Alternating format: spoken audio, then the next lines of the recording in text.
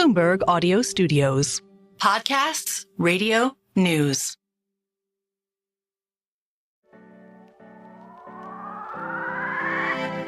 Well, Elon Musk is now the richest person on the planet. More than half the satellites in space are owned and controlled by one man. Well, he's a legitimate super genius. I mean, legitimate. He says he's always voted for Democrats, but this year it will be different. He'll vote Republican. There is a reason the U.S. government is so reliant on him. Elon Musk is a scam artist, and he's done nothing. Anything he does is fascinating to people.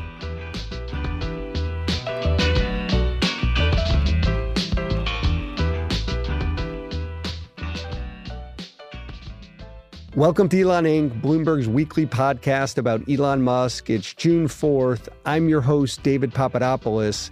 This week, with the U.S. still reeling from Donald Trump's felony conviction, we have politics on the brain, particularly the strange on-again, off-again alliance that has been brewing between Musk and Trump.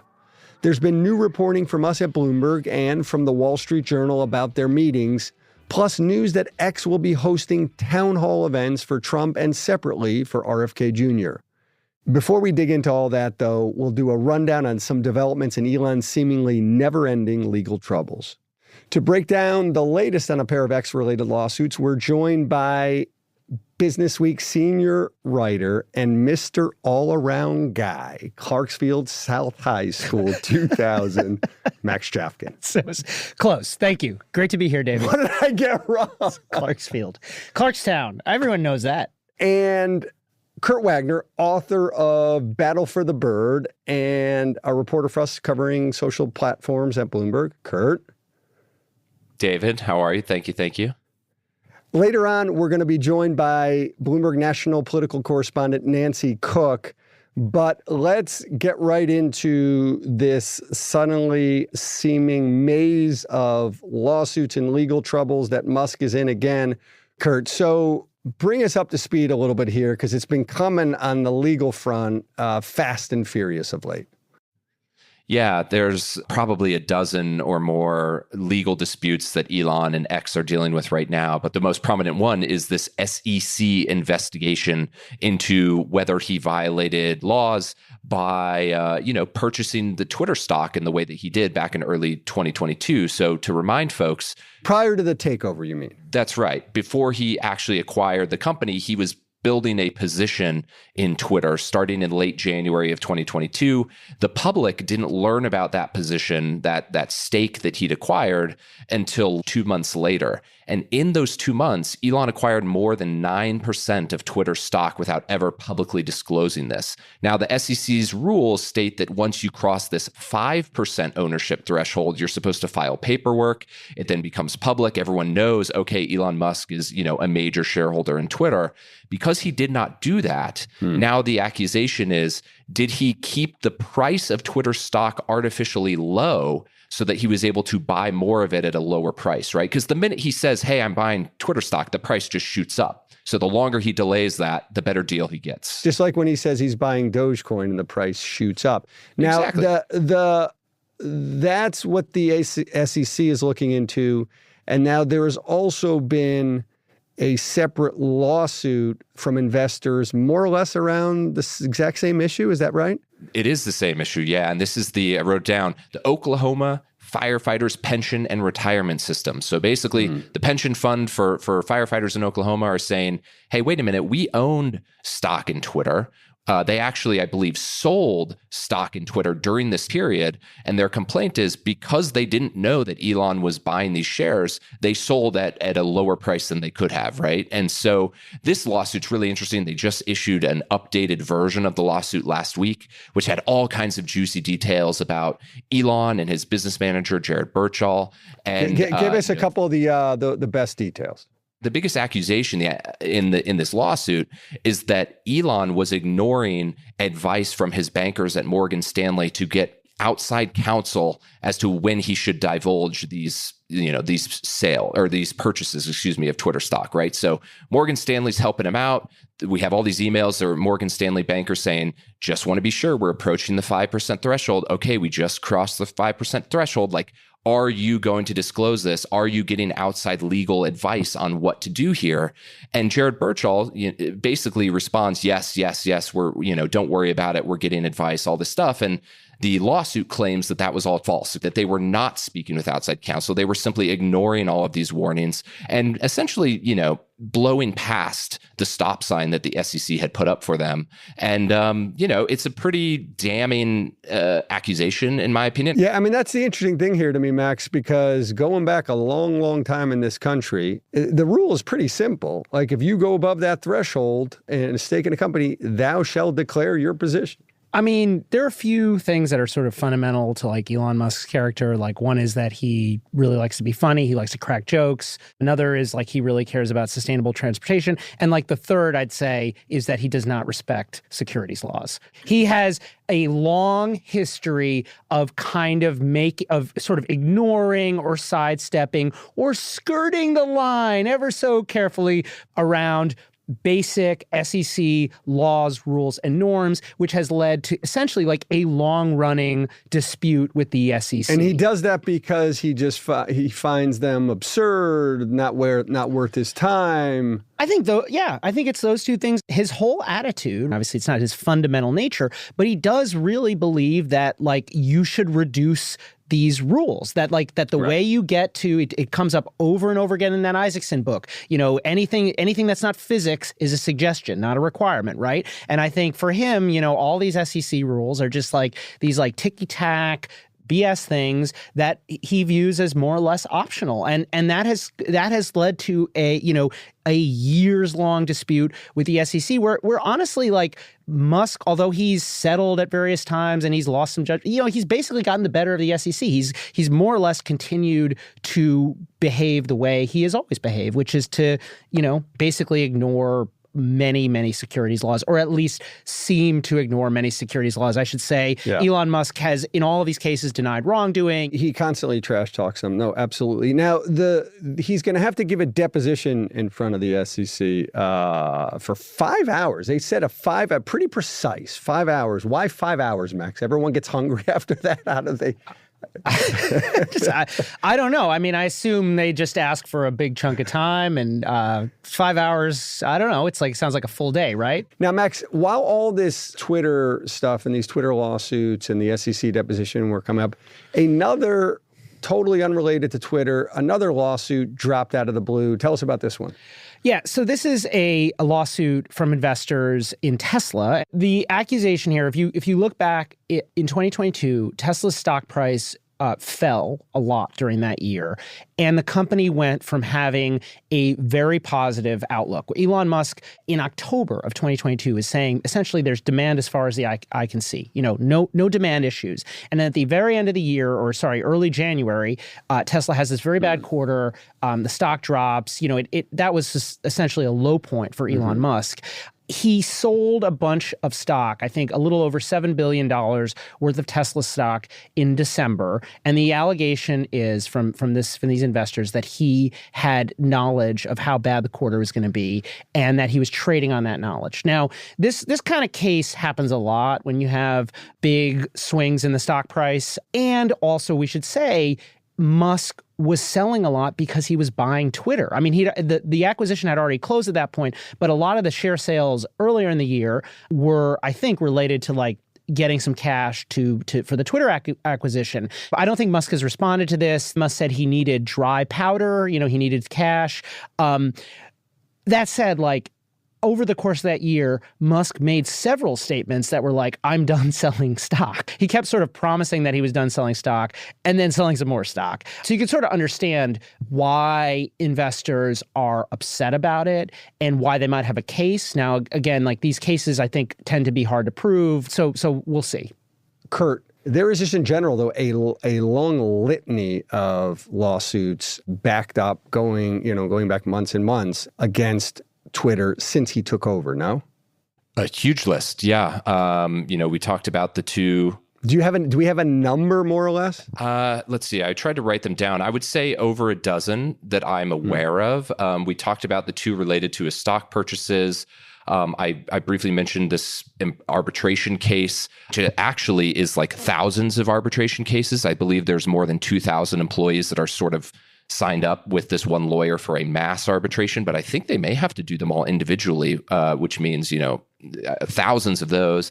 There's a National Labor Relations Board case where they fired an employee at X who's now suing him. You may recall that the C-suite at Twitter was due more than $100 million in golden parachutes when Elon took over and fired them, which he withheld. So the C-suite at Twitter is suing him. And then lastly, tons of vendors, right? So a private jet company, a law firm that did work for him, a lot of the places where they just stopped paying rent at Twitter's offices.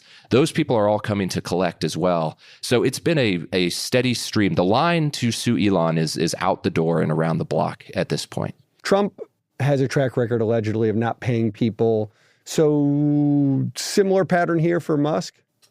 Yeah. I think it's very similar. And I mean, there are a lot of aggressive business people who kind of do this in one way or another. And I do think it's part of why, we saw after Trump was convicted in New York, Musk, sent out a flurry of replies essentially in support of Donald Trump. And I think part of that is just, general, he's now basically an anti-Biden, de facto Trump supporter. Part of this is just kind of political signaling. But I think part of it is like he genuinely believes that it is dangerous. And he may worry, in fact, personally, because he, like President Trump, former President Trump, has tangled with the government, and there are DOJ investigations and so on. And when you see a successful business person being prosecuted, I think that affects people, and it can affect people on an emotional level. All right, now we're going to bring in our national political correspondent, Nancy Cook, to talk about the on-again, off-again Trump and Musk relationship. Nancy, hello. Thanks for having me. Okay, Nancy, so if the on-again, off-again relationship is on again, what exactly does on look like? So on looks like at this point, well, it looks pretty on, I have to be honest. Trump and Elon sort of had this relationship where they would fight with each other, but really the Trump campaign for the last several months has been on the hunt for donors. They really want to close the fundraising gap between the former president and President Biden. And so he has been having a lot of meetings and breakfasts with rich people. That's just the easiest way to put it. And so in March, in Palm Beach, he had a meeting with a bunch of wealthy people at this donor's house in Palm Beach. And Trump went there. It was a brunch, and Elon Musk was there. And that's when they first sort of started to speak again. I would say behind the scenes, which was what was happening during then, is that Vivek Ramaswamy, who, as you remember, ran for president in the Republican primary, had really started to broker this truce between the two of them. Why Vivek? Well, so Vivek is really auditioning to be a vice president if Trump wins, or a cabinet member. He is sucking up to Trump 24/7. He's going on TV. He's going to campaign events with Trump.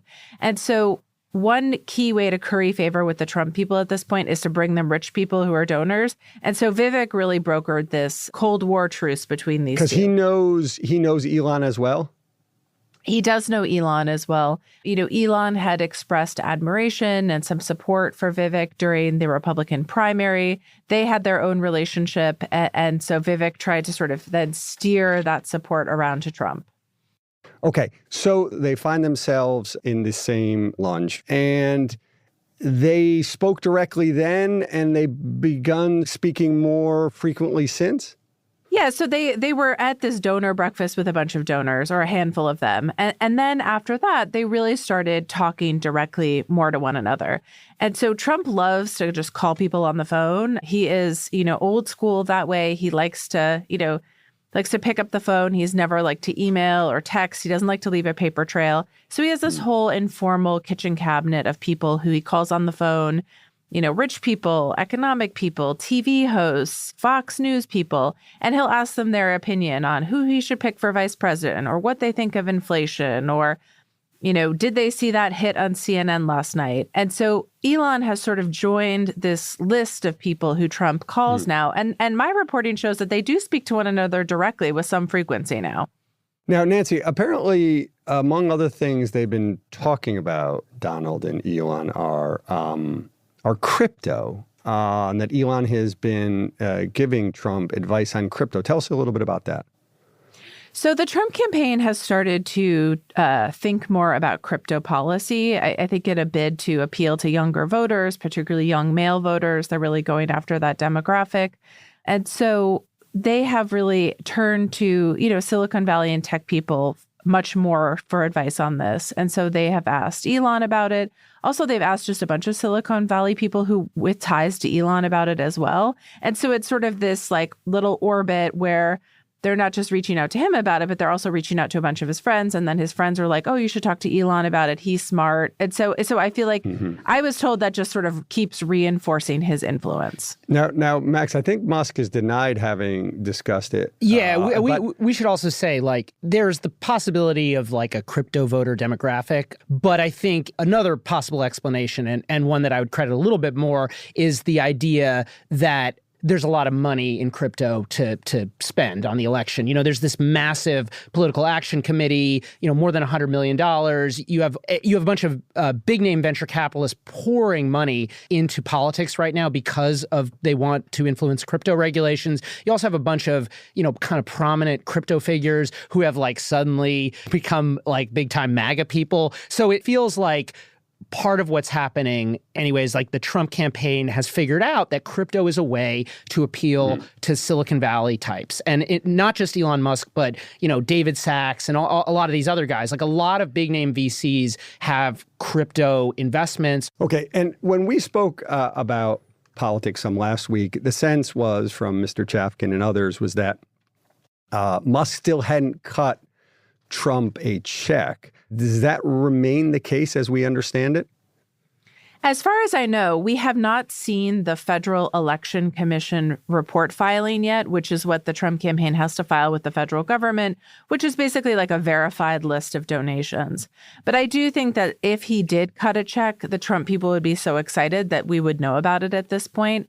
And you have to remember that the DeSantis campaign also were very confident that they would get a check, and that never arrived. And so I'm not really holding my breath as to whether or not Elon becomes a donor. But even if he is a supporter and sort of in the Trump orbit and giving advice, I think that's a pretty significant political development. Yeah, I totally agree with that. Remember, a lot of people talk about Peter Thiel and Trump. Thiel actually gave his $1 million check pretty late in the cycle and spoke at the Republican National Convention in 2016, before he donated any money or any significant money. You can imagine the same thing happening here, right? Like Elon Musk, for all the ways he's like controversial, he is a famous, rich, and successful businessman. And Donald Trump respects that. Donald Trump supporters respect that. Like he brings, even in his extremely red-pilled shit-posting persona, he brings a level of respectability to the Trump campaign that is very valuable. Not only that, but he has the potential to bring in other donors. There are all these other rich guys who really care about Elon Musk. Just one thing I'm keeping an eye on later this week, David Sachs, I've mentioned him earlier. He's a good friend of Elon Musk. I think he's probably the person in Silicon Valley who has Elon's ear in the most sustained way, is having a big fundraiser, up to $500,000 per couple. That's the highest tier in San Francisco. We don't know who's going to be there, but it is possible that Elon Musk will show up. And so like this, by the end of the week, we may have some serious developments. He also may just post about it, which seems, I'd say a near certainty. And Kurt, the way Musk has X tacking its public posture has to square a bit with and get them more aligned with the Trump camp, no? I think so. I mean, I think donation aside, what Elon's doing with X and the opportunities that he's providing Trump, with this upcoming town hall that they're going to do, with everything that Elon usually says about Biden and pushing back on Biden's agenda, like that's more valuable, I would imagine, honestly, than, some check that he's going to write to him anyway, because Elon's out here setting the stage for Donald Trump, and this town hall is going to be a huge moment only because it'll be, one, Elon's going to make sure that everybody on the service, basically sees it. And two, it's kind of a return of sorts for Donald Trump to this platform that he really rode for 4 years as president. And so that moment is going to be so, in my opinion, so big for President Trump that, I don't think the donation, I think that's a secondary thing, to be honest with you. Kurt, tell us a little bit more about those planned X town halls. Yeah, so X is going to broadcast essentially a live town hall, one with Donald Trump and one with Robert F. Kennedy Jr. And these are separate town halls, but they'll be part of this new X video strategy that they're trying to lean into, this idea of like live newsy video. And they're partnering with News Nation, which is a TV network, to do this. But I think the big thing here is, and I kind of alluded to this would be a return of sorts for Donald Trump to X, right? He was so prevalent on what was then Twitter for years. He got banned, you'll remember, in the days after the January 6th riot. And he's only tweeted one time since then, and that was his mugshot when he was booked in, I believe, Georgia, several months ago. And so, this would be a chance for him to come back. He has like 80 plus million followers there. He's obviously like known to be a Twitter person. So for me, this would be a homecoming of sorts. And I wonder if it would be the beginning of him starting to tweet and use that platform and that audience more regularly. I wouldn't be shocked. But the risk there for him is he's got his own social platform that is at a very lofty valuation. The only scenario in which it makes even an iota of sense, that valuation, is if Trump sticks on Truth Social, never goes back to any other platform, he wins the presidency, and suddenly a whole bunch of people are forced onto Truth Social because he's the president and you have to follow his posts. If he's suddenly back on Twitter, or X, I should say, well, then even that far-fetched idea dies.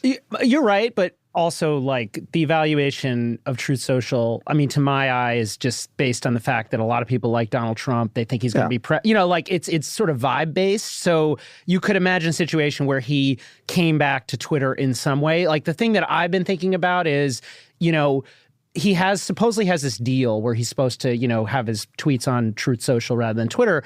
Now, what about Spaces, right? These audio calls. Maybe that is a loophole. Audio is much bigger on Twitter. Elon Musk loves Spaces. You could imagine a situation where, like Kurt's kind of hinting at, this News Nation X town hall, which feels like a TV thing that's going to be broadcast, could lead to sort of more what we more think of as like native Twitter content, and Spaces, audio, getting on X, a couple times a month with Elon, which you could totally see Trump doing. So Nancy, Trump goes to X Spaces and Musk potentially goes to the Republican convention and speaks there.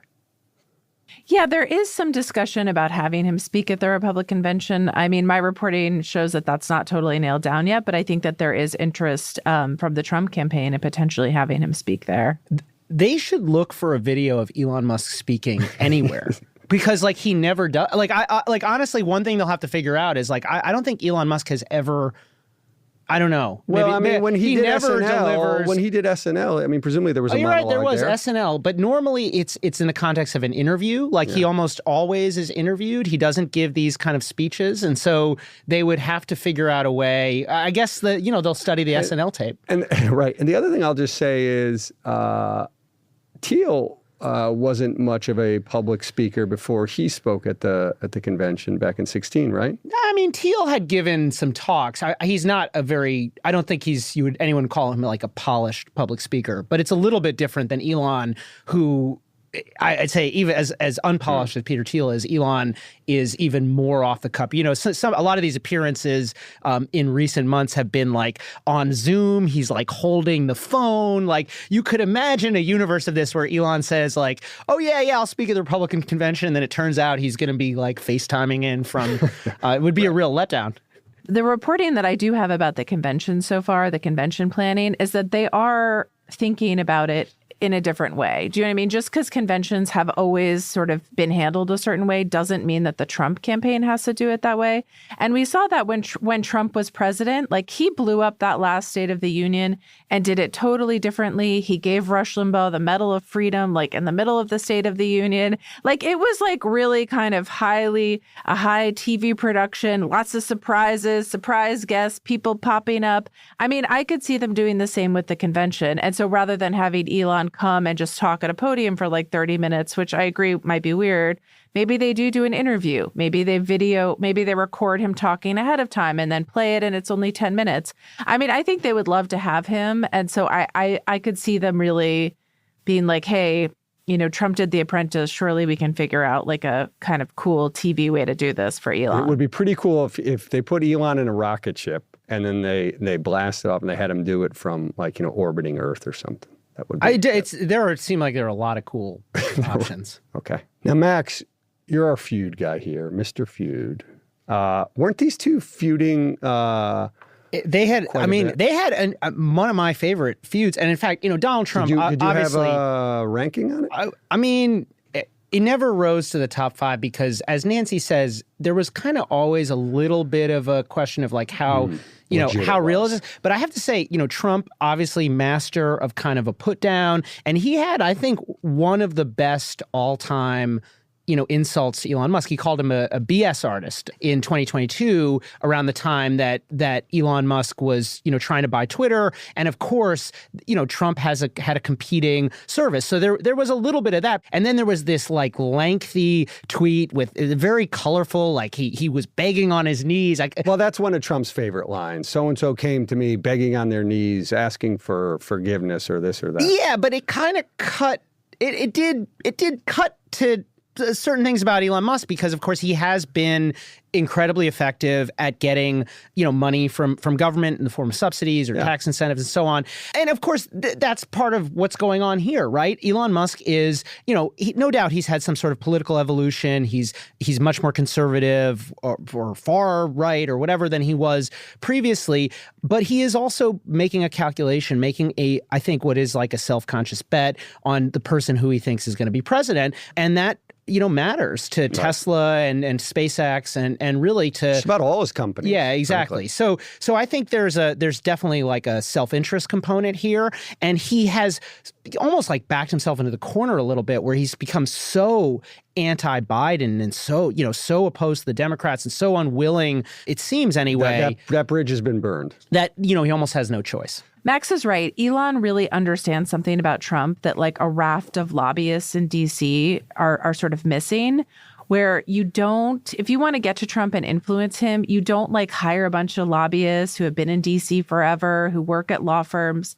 What you do is like, if you're a business person and you want to influence him, you want to have his cell phone number and you just want to reach out to him directly. And that is basically what Elon is setting up in case Trump wins. And it could mean a lot for his business interests. You know, if Trump wins, you know, the White House wants to do something in space, Elon can call Trump directly. Same thing with electric vehicles. He will call Trump directly. Trump does not like all these intermediaries and lobbyists and lawyers and advisors and chiefs of staff. He just wants to deal with the CEO directly. And that's what Elon has set up. Nancy, there's no sort of explicit quid pro quo here in the dealings between Musk and Trump, is there? No, but I think that Trump is trying to position himself, particularly after the trial, as someone who is scooping up support, you know, among these different sort of donor groups. So, you know, he has made a big play with oil executives, sort of trying to say, oh, look, they're all supporting me. And I think he's trying to make that same play with Silicon Valley. You know, Wall Street hasn't totally come around to him yet, although it seems like they're, you know, more people are moving that way. Warming up a little. And so I think he's using Elon as sort of a proxy to help to get to more tech people. And they want to be able to say, oh, look, all these influential and rich different sectors of the economy are starting to support me. And Elon is part of that. Now, do these conversations and this growing dialogue, do they lead to an actual cabinet post? I've heard and seen some reporting to that effect, or what exactly are we talking about here? You know, if Trump is indeed the next president of this country. So Trump is really superstitious and does not like to think about who will fill government posts before he wins. There are people around him that are thinking about like who, sort of spitballing ideas of like who could fill the top economic jobs, but it is not at the level where like he is picking people. Because remember, he just got out of many weeks of a trial in New York. He hasn't even sort of focused on the VP stuff yet. What I was told in my reporting was that there has been some discussion about, Elon playing some advisory role if Trump wins the White House. So that could be on one of these like, CEO advisory boards, or they could make a special role for Elon. But again, like an advisory role, it wouldn't be a cabinet post where he would have to give up, his stakes in his companies. Because I don't think that I think Trump likes having him out there and sort of influential. And I can't imagine Elon really doing that. Yeah. I mean, he's not going to be like undersecretary for technology. I mean, whatever. He's not going to have some mid-level government job. But remember, like during the first Trump administration, this is exactly how they tried to use him. And I think Elon was valuable then for pretty much the same reasons he's valuable now, except he's more famous, he's richer. And of course, there is I think more so than there was last time where Elon had this kind of centrist identity, there really is a chance that he could be more partisan either in his statements or, well, he's already being partisan in his statements, but by writing a huge check. All right, but let's pretend indeed that Trump wins and he gives Musk a cabinet seat. All right, Max, I need you to tell me what cabinet seat is it that Elon Musk gets? So I would guess that they will create a new cabinet position. What are cabinet secretaries? Are they secretaries? Yeah. He's going to be secretary of romance because Trump will come around to the... I need a serious answer. No, this is I'm being serious. Secretary of romance. Secretary of procreation. And there will be Elon is very worried about the population crisis. Right. We've seen this in other countries. We see, Vladimir Putin, when, other world leaders have become concerned about, not having enough babies. I could see Trump coming around to that point of view. And Elon Musk, it's one of his interests. And, who better? Okay. All right. Nancy, I don't know how you follow that, but what post do you envision Musk getting in this scenario? I think that it would be, some sort of advisory role on technology or electric vehicles not or the Secretary space. of Procreation. Yeah, I'm not going to touch that. I want no part of that. Bloomberg HR will deal with you separately, Max. Okay, I was joking. I don't think that's actually going to happen. And I was hoping Nancy would also give a joke answer, but Nancy's a serious journalist, Max. I think more realistic is like the CEO council. He's backpedaling. He'll be on some boring council. He won't be telling us all to have more babies. Okay. All right. And so, Nancy, you're sticking to the advisory role. Kurt, what do you got for us? Is the head of Space Force a cabinet position? See, that is good because that's simultaneously a little fun and clever and also almost could be a thing. Don't you have to be a general to be? The Space Force is like a branch of the military.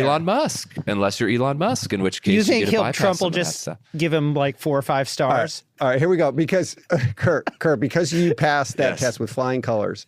The last question in this segment, I'm going to start with you and try to set an example for the others here. Yes, I am setting, in this scenario in which he is now a cabinet member, I am setting the over-under line on how many days he stays in that post before he's either fired or quits at 60 days. Do you take the over 60 or under 60? I would take under. That's like 5 mooches, I guess. It's like 5 mooches. Max, over or under 60? I think... God, this is not a difficult question. Can I take the line? I'm many years of gambling. I've never heard that answer. Over. Over. Nancy. Under. 100% under. It's totally under, by the way. Nancy's got that right. Nancy, thank you very much for joining us. Thanks for having me. Good luck, guys. On that, Max, Kurt, thank you very much. Thank you for having me. Great to be here.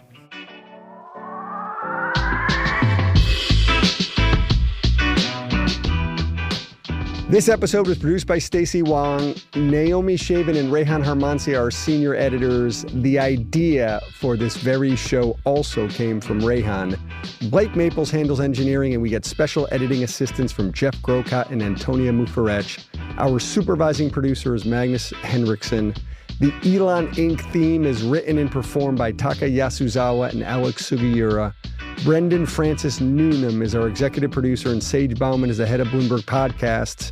I'm David Papadopoulos. If you have a minute, rate and review our show. It'll help other listeners find us. See you next week.